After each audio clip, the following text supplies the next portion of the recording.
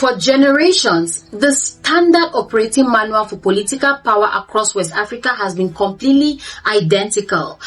A leader climbs to the summit of the state, quietly barricades the doors of the presidential palace, grabs absolute control over every single state apparatus, and treats the entire country like a personal family estate. But right now, on the shores of Dakar, an entirely different kind of script is being drafted, in a move that has sent absolute shockwaves rushing through the old diplomatic quarters. The Senegalese National Assembly, operating under the sharp parliamentary vanguard of Ousmane Sonko, has officially initiated a historic tectonic structural overhaul of the state's supreme legal framework. We are looking at an extraordinary paradigm-shifting package of draft constitutional revisions that are fundamentally designed to destabilize raw executive weight and permanently redefine how institutional power behaves. This is not the standard theatrical political noise we are used to seeing across the continental mainstream media. Alright? This is a cold, calculated structural masterstroke that has caught the entrenched elite completely off guard.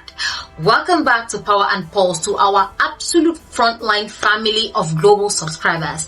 Thank you for standing completely unyielding with us in this digital trenches. Your presence, your likes, and your engagement are the literal armor protecting independent, uncompromised African reporting from being quietly buried by corporate algorithmic filters. Let's strip away the polished mainstream narrative and look directly at the raw mechanics of what Sonko and the parliamentary majority are executing. They aren't just adjusting minor policy clauses or tweaking surface-level administrative codes. They have laid out 5 giant, highly disruptive pillars intended to completely disassemble the old top-heavy architecture of state governance. This is a comprehensive blueprint designed to ensure that the ultimate authority over the nation's destiny is structurally distributed, permanently shifting the axis away from autocratic concentration towards deep, localized institutional accountability. Now, let's dive directly into point number 1, because this sets the entire tone for the structural revolution, okay? So, the proposed legislative package demands the permanent abolition of the traditional Constitutional Council, replacing it with a brand new, vastly expanded Constitutional Court. Now, to the casual observer, that might sound like a simple academic exercise in semantic labeling, okay? Just switching out the old council for court to keep some law professors happy. But in the high-stakes theater of West African governance, this is a massive institutional upgrade. The old Constitutional Council was historically structured in a way that left its independence highly vulnerable to the whims of whoever happened to be sitting in the presidential palace. It functioned with a limited membership, and its operational reach was frequently bottlenecked when major national crises erupted. So, Sonko's legislative package completely re-engineers this landscape.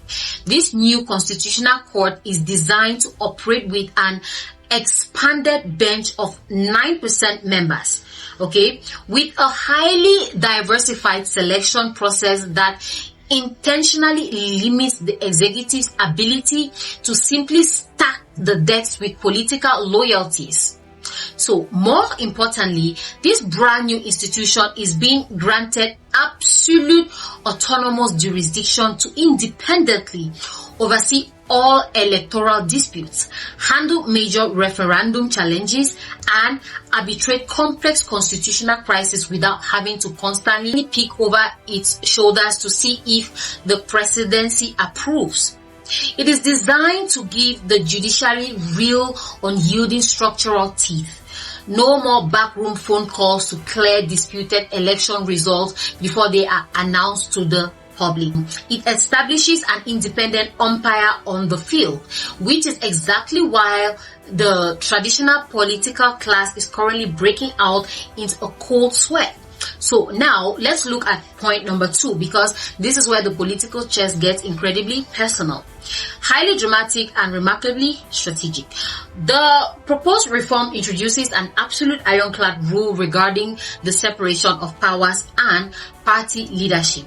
Under these new parameters, if you are elected to the supreme office of the republic, right, or if you are appointed as prime minister, cabinet minister, or chief director of a state agency, you are completely legally barred from simultaneously holding any position of executive authority within your own political party. Let's unpack how hilarious and chaotic this is for the old school African political apparatus. Okay, so for decades, the standard playbook was beautiful. You become the president of the nation, but you remain the absolute emperor, secretary general, and supreme chairman of your political party at the exact same time. You would run the country from the state house in the morning and then run the party's re-election finances from the exact same desk in the afternoon. The party and the state became completely fused into one giant, indistinguishable entity. Sonko is essentially looking at this system and saying, enough of the circus. If the people elect you to serve the republic, your loyalty belongs exclusively to the state, not to your party's campaign machine.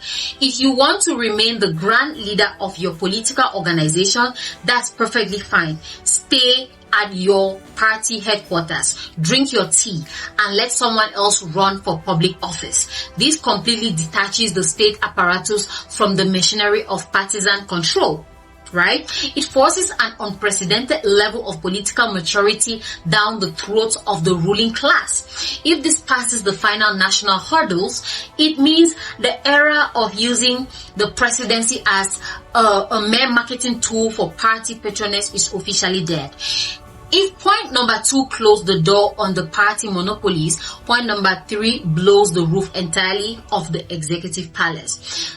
This pillar introduces a massive, unprecedented expansion of parliamentary oversight across every single sector of national life. The National Assembly is aggressively positioning its radar over everything the executive branch touches. The era where a head of state could simply run the nation like a solo pilot, treating the legislature as a mere rubber stamp committee that exists only to clap on command, is coming to a grinding halt. Under these sweeping provisions, right, the parliament is being granted the absolute explicit right to launch formal, independent investigations into any single member of the government. And yes, that includes the Prime Minister and the President of the Republic as well. So, the House of Parliament will possess full legal jurisdiction to issue binding subpoenas, summoning high-ranking state officials, corporate executives, and internal contractors to stand directly before the floor of the Assembly to answer raw, uncomfortable questions under oath. So, this is an absolute game changer for the region's political culture. Imagine a cabinet minister having to sit in an open televised parliamentary hearing, sweating under the glare of cameras, right? Explaining exactly where millions of dollars allocated for local roads actually disappear to. Politics in Senegal is taking a completely historic turn. The legislative arm is actively reclaiming its place as a co-equal branch of government, shifting the country away from the old imperial presidency model that has stifled authentic democratic growth across the continent for over half a century. Let's look at point number 4, which institutionalizes this new matrix through a comprehensive rebalancing of state decisions. This specific clause ensures that a president can no longer just sit alone in a room, look at a map, and arbitrarily decide to sign away the nation's natural resources or quietly run to Washington to borrow a massive debt-trapping loan from the IMF without deep collaborative consultation with the legislature. The reform explicitly mandates that all major state commitments, commercial resources exploitation agreements, and structural international financial obligations must be treated as a strict joint venture with the National Assembly. There must be extensive, transparent, consultative talks before the executive can move a single inch on the global stage. Furthermore, the bill introduces an incredibly forward-thinking barrier against the classic transitional mischief we see during election periods.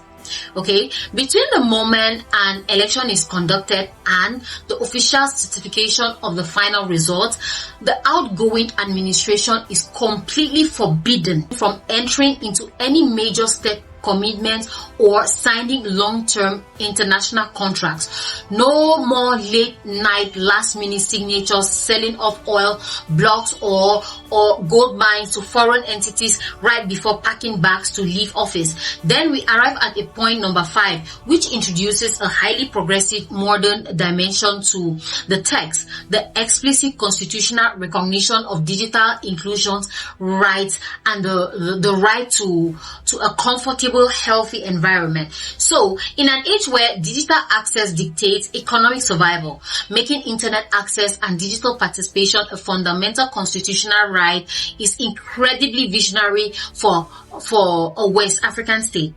It prevents future administrations from casually cutting off social media networks during times of political tension without violating the supreme law of the land. It forces the state to protect both the digital ecosystem and the physical biosphere for generations to come. So when you step back and look at this entire 5-point architecture, it becomes blindingly obvious that points 2 and 3 are the absolute center of gravity for this entire legislative crusade. And this is exactly where we have to appreciate the quiet long-term political genius of Ousmane Sonko.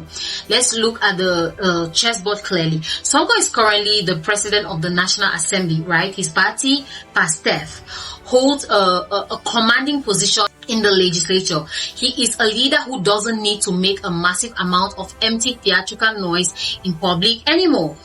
He is steady, he is constant, and he is gradually, systematically claiming the waters while building an unyielding institutional fortress. Okay, so think about the self-awareness and tactical depth required to execute this move. Most politicians in this position would be spending their days trying to figure out how to expand the powers of the presidency, dreaming of the day they can occupy that office and wield absolute unchecked authority over the nations. But Sonko is doing the exact opposite. He is actively leading a legislative movement to systematically strip away presidential privileges, decentralize executive power, and build up the strength of the parliament and the courts. Instead, he is deliberately designing a system where no single individual, not even himself in the future, can ever rule Senegal with an imperial hand. This is the ultimate test of statecraft. Okay, he is playing the long game, establishing deep structural guardrails to protect the future of the nation. It gives the Senegalese people a historic opportunity to let these reforms take root, to evaluate this new distribution of power, and to give him the space to eventually rise to the very top of the state when the time is right. So on that day, the history books will judge whether he engineered these constraints to truly serve the collective survival of the populace or to satisfy a sophisticated personal strategy. So let's not romanticize the reality on the ground. This structural transition is meeting immense, fierce resistance from the remnants of the old political order. The opposition establishment and their external corporate allies are completely terrified of this new level of transparent governance. Okay, they have attempted to launch massive public relations campaign, screaming from the rooftop that these reforms are merely a calculated act of political vengeance designed to permanently clip the wings of the executive branch.